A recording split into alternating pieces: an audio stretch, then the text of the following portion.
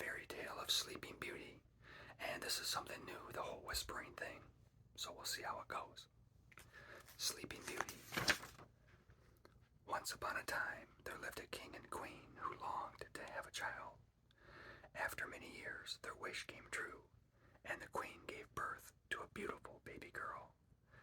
The king was beside himself with joy, and he planned a splendid feast in honor of his newborn daughter. He invited all his relatives and all the great lords and ladies of the kingdom. The king also invited the magic fairies who lived in the kingdom. He hoped they would give his child their blessing. Now there were 13 fairies in the kingdom, but only 12 received invitations to the feast. Somehow, the king forgot to send an invitation to the 13th. The 12 fairies came to the great celebration, and each presented her magical gift to the king's daughter. The first fairy gave the child beauty, the second a kind heart, the third a quick wit, the fourth charm, and on it went until the king's daughter had received every delightful talent and trait. But after the 11th fairy had given her gift, the 13th fairy stormed into the hall. She was furious that she had not been invited to the feast. Without a word of greeting, she turned to the king and shouted in a harsh voice, "I too have come to give the princess a gift. On her 15th birthday, your daughter will prick herself on a spindle and fall dead." And at that, the 13th fairy turned and strode out of the palace. The queen began to cry, and the king turned pale. But then the 12th fairy stepped forward.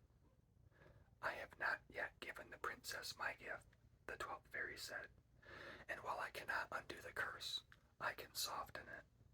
Your daughter will not die when she pricks her finger.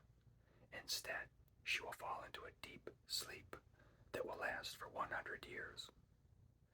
The king, who wished to save his beloved daughter from this fate, immediately ordered all the spinning wheels and spindles in the kingdom to be burned at once. Years passed, and the little princess grew.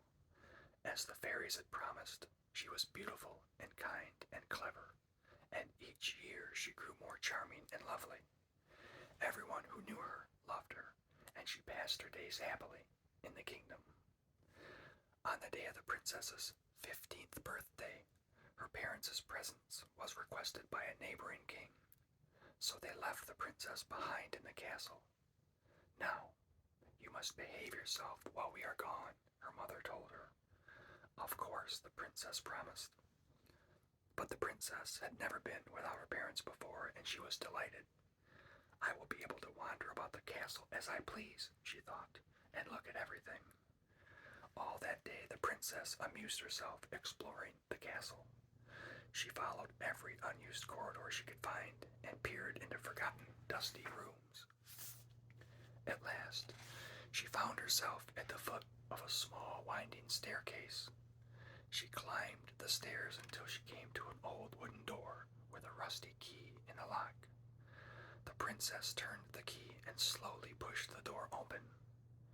Inside, a very, very old woman sat before a spinning wheel.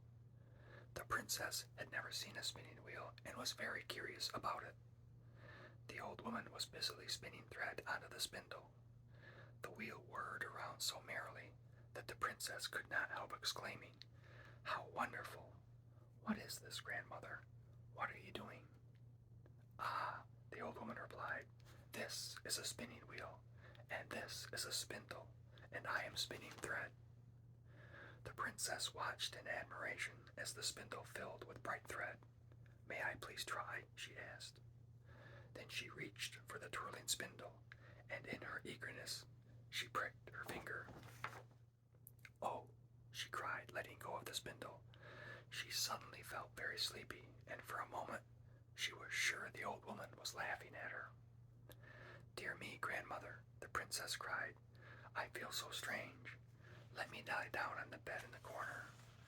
Within moments, she had fallen into a deep, deep sleep. This sleep seemed to creep softly and silently through the castle like a quiet mist. The king and queen, who had just returned, began to yawn. Then, slowly closing their eyes, they too slept. The same thing happened to the courtiers and footmen and ladies in waiting, until the whole court had fallen asleep where they stood. The guards at the palace gate let their swords slide from their hands as they slipped into a deep sleep. The palace dogs and cats curled up and closed their eyes. The horses slumbered in their stables. The birds on the rooftop stopped chirping and tucked their heads under their wings.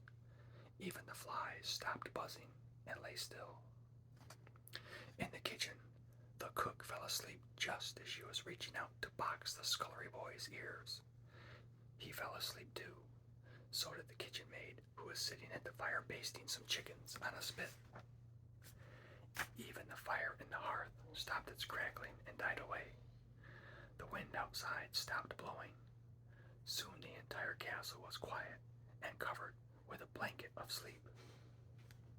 Then thick, thorny vines sprang up around the castle.